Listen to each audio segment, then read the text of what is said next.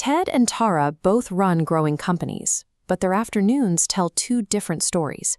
Ted is fighting a losing battle against his inbox, while Tara is spending her Tuesday away from her desk, disconnected from her business. Ted believes in a linear path to success. He assumes that to double his results, he has to work more hours, hire more staff, and take on more stress. This approach has limits. By trying to out-hustle his competitors through sheer volume, Ted has entered a competition against everyone else in the world willing to grind. It's a race where the only prize is burnout. For most professionals, working harder eventually hits a physical and mental ceiling. Brute force doesn't lead to a breakthrough, it leads to a plateau. Ted is a prisoner of Chronos time. This is the factory-style model where every hour is a unit to be filled with tasks. It values busyness and effort over the actual results those hours produce. This creates a structural bottleneck. By insisting on being involved in every how, the leader prevents the company from scaling. As the business grows, this complexity crushes the leader. The fragile company cannot function without Ted's direct manual intervention. The primary constraint in a business is rarely a lack of money or customers. Usually, it is the leader's own attachment to doing everything themselves. Tara uses the 10x filter. Instead of looking for more things to do, she searches for the few things that can provide a massive return, which means she has to ignore almost every good opportunity that comes her way. The 80-20 rule reveals that the majority of your current clients, habits, and tasks are actually distractions. Only a small fraction of your work drives nearly all of your progress. Tara identifies that She doesn't just delete the work, she finds whos. She identifies specialists who love the tasks she discarded, allowing them to manage the how while she stays focused on the vision. Ted is still trying to learn how to do everything himself.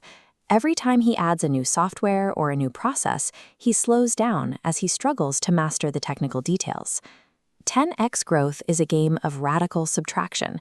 It requires the courage to say no to the distractions that keep you busy but stagnant.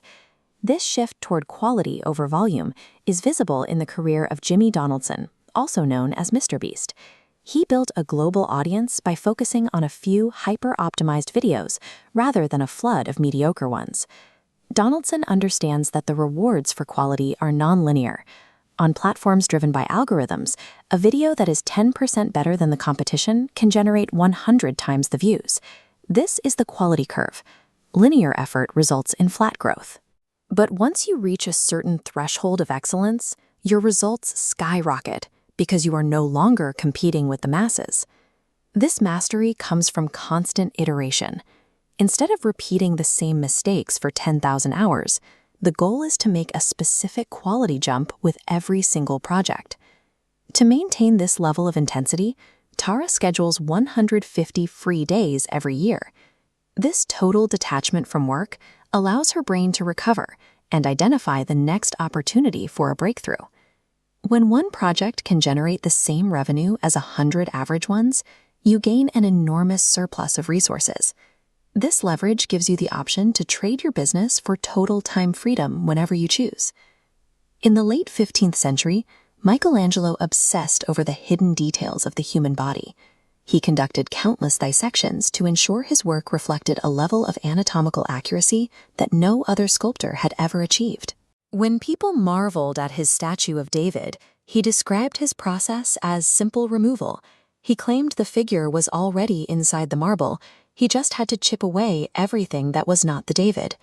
Your potential is hidden under a layer of busy work and old habits.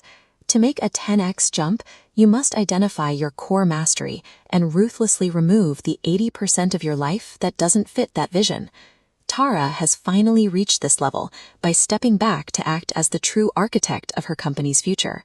While Ted is still micromanaging daily tasks, Tara's team operates with full autonomy, growing the business without her. The leap toward a bigger future requires a difficult trade. You have to be willing to discard the very habits and identity that made you successful in the past to make room for what you actually want to become.